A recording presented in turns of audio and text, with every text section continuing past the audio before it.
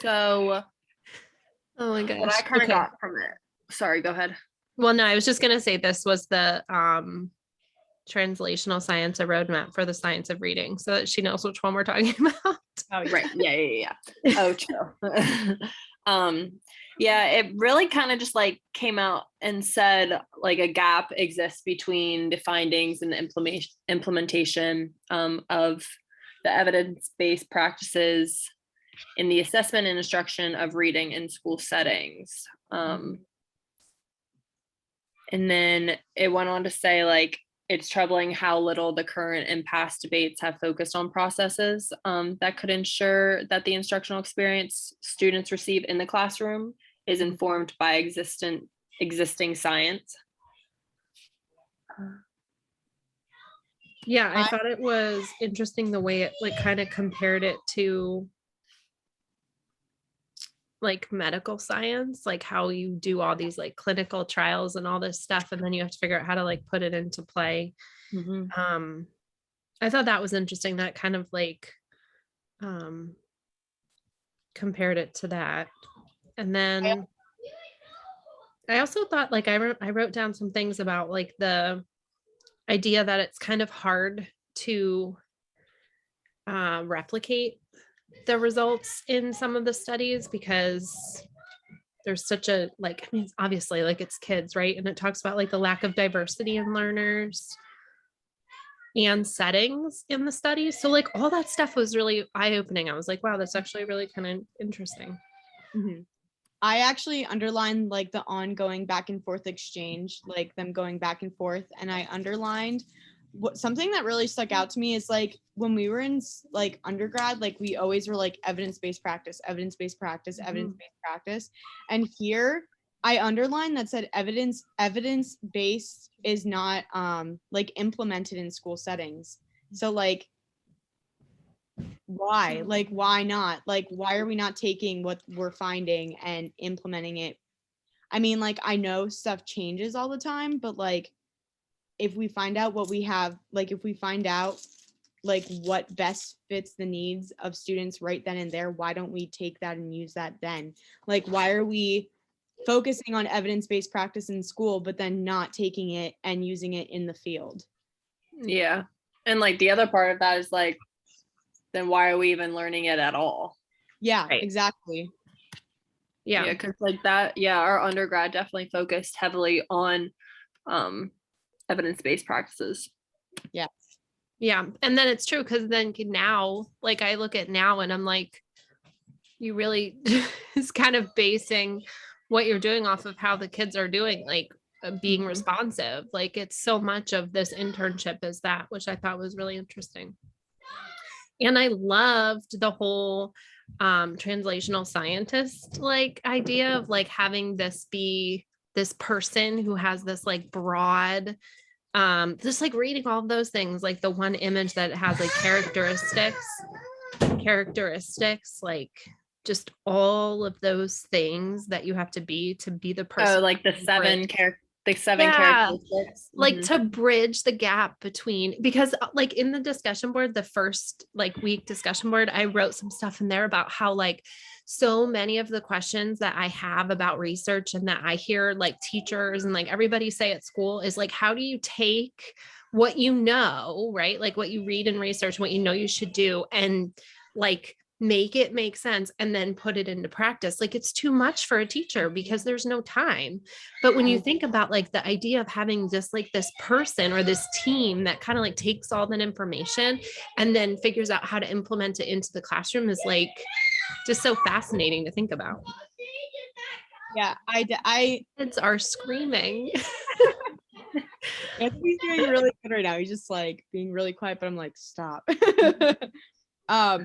I underlined continuing on like with the transitional science process, I underlined like everything continues to evolve. So just like SOR, like everything continues to change like as we find more data and find what's working better. So like I can like that really sticks with me because like it's true, like not everything stays the same. Like there are different things that we find that work better for students. Yeah, I wrote something in my notes about how like the scientific evidence base is ever evolving. But it said how like that should not stop the field from moving forward, like with translating research findings to support like the aspects of instructional practices. Do you feel that like maybe older teachers that have like a set way of teaching their curriculum, like when they find out this like a new strategy or a new way like that's evolving now, like do you think it's hard for them to switch what they've been doing? And like I don't know, I think it would be difficult for them because like they're kind of not set in their ways, but like I mean they are because 1000%, yeah. them, yeah, right. Because, and just because like it's kind of like a new way of like I hear a lot about like math, like strategies, even when like just like doing simple addition or like they're doing multiplication. Now there's like new ways of doing it. And like the older generation only is set in one way of doing things. And you just made me yell. I am recording this to send to my professor. I'm listening. Seriously, this is like, I wish I could show you the other side of my screen right now too. Like this is insane. It's so funny because you both are like no, Cassidy. Anthony's like the dog sitting right here, and Anthony's like playing with his teeth. I'm like, stop. Like telling my husband, like, you're here. Stop. Make them leave me alone. Okay. So yes. And I actually wrote in my notes about math because there was one part in here where it talked about like how like you kind of like I actually thought about like our own data from like inside of Oli. Like they looked at the math data from like the PSSAs and said like, okay, like this is what the numbers show that we're not doing well at, right? So like they went off of that and then they formed these like focus groups in the math committee, like, okay, if you want to work on this, sign up for it, whatever. And I think that kind of helped the teachers who like the math teachers say, okay, this is where we're struggling, but like this is something that I can help to do to make it better, instead of just saying like the research like out there in the world shows this, so we have to do this to get this outcome. It was more kind of based off of like our own population of students and like what we're doing.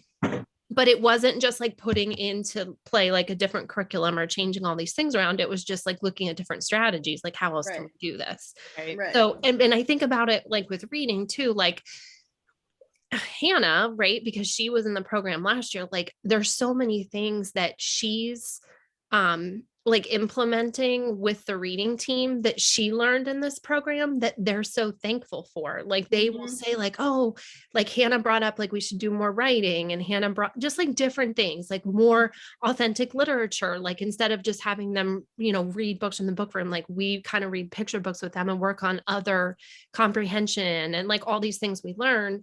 But you definitely need to have someone who's like open to that, because well, yeah, and like that is so great that Oli is like finding that, well, I guess like Hannah, like she's kind of like bringing it to the table. But like there are some like teachers in some districts, I bet, that are just like, we've been doing it for this way for this amount of time, like, and it's working, let's just keep it. Especially if it's working, it's definitely hard to change to something if something is working. But it's also good to just like implement maybe something new that could work even better. Yeah. Or maybe something, just because not all kids are the same, right? Like it might work for some kids, but it might not work for others. Exactly. And I mean, like, just like how you guys said, like, even with math, like, it doesn't matter which one, but like, there's always people that come with new ideas. And I feel like sometimes it's good to like communicate those skills and show everybody those skills. But then there's some teachers that like are opposed to it because they don't want to change the things, which is right. And I do think like one of the things in here talked about like how you have to include like, you know, this team is like, you know, administration and community members and families and all of this collaboration to try to like put those things into play rather than just like, okay, here's this one person telling everyone else this is what you have to do, because that's never going to be successful. So, well, and like kind of on the same train as that, like it could be frustrating for, like we've been talking about like districts and like people within the district, but like it's difficult for like parents, and I'm sure it's frustrating for like math, like especially like they learned it one way, so right. then there's teachers that are implementing all these new strategies and like the parents didn't learn it that way, so it's hard. And I bet it's frustrating for parents that like want to help their kid but they don't know the strategy, they don't know how to do that. Yes.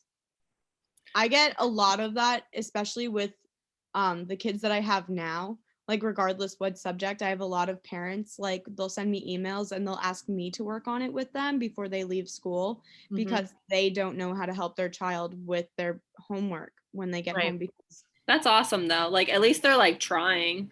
Right. Yeah. Yeah. Let's see if there's anything else. Yeah. Let me see. I highlighted some other stuff too. Let me see. I just back on the evidence-based practice, I highlighted educational policies at the federal, state, and local levels continue to encourage evidence-based decision-making in schools. But like, I feel like I wish, like from like a teacher perspective, like I wish we had like individualized training like about the educational practice. Like we get like stuff to read about it, evidence practice, sorry. But like we don't get a lot more than that. Like they'll be like, oh, here are some strategies for you to use, but like they don't really go in depth any more than that. Yeah, so, like, in detail, like yeah. kind of just learning on our own like how to use it and if we're using it correctly or not. I feel like that's why sometimes, like I was reading in here, like it's discouraging for teachers because it's a lot more frustration than anything.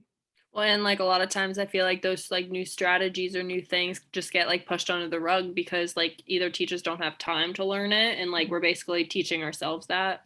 Right. Yeah, that's really hard. Anything else from this article? I don't think so. I think I pretty much like talked. I think I have everything. I mean, there was like the whole like science process, you know, like going from like the T0 to T4, and but that's kind of like the whole idea of like the scientists and having the team and like, you know, getting things to go through that process. Like you kind of start out when it's something, you know, that you're not real familiar with, and then kind of move through that process. But everything else I feel like we pretty much talked about. Yeah, I definitely like the last thing that I really underlined or wanted to talk about was like just like I put a star and I wrote communication like in all caps. Like I feel like there needs to be a lot of communication, like regardless what setting. I don't know, like just like the reading and literacy fields would also benefit from unified messaging around our collective efforts. Like when they're learning this stuff, like maybe they need to do better communicating so that way they all are on the same page. For sure. I mean, like the teachers and stuff, like when you're like teachers and like the people who are doing the research too. Yeah, to like just get it out there and get it like, yeah, that makes sense. Like there are researchers with opposing perspectives that should come together and like discuss that before. I thought that was important too. Yeah, that's all I have. All right, so are we good with this one? All right.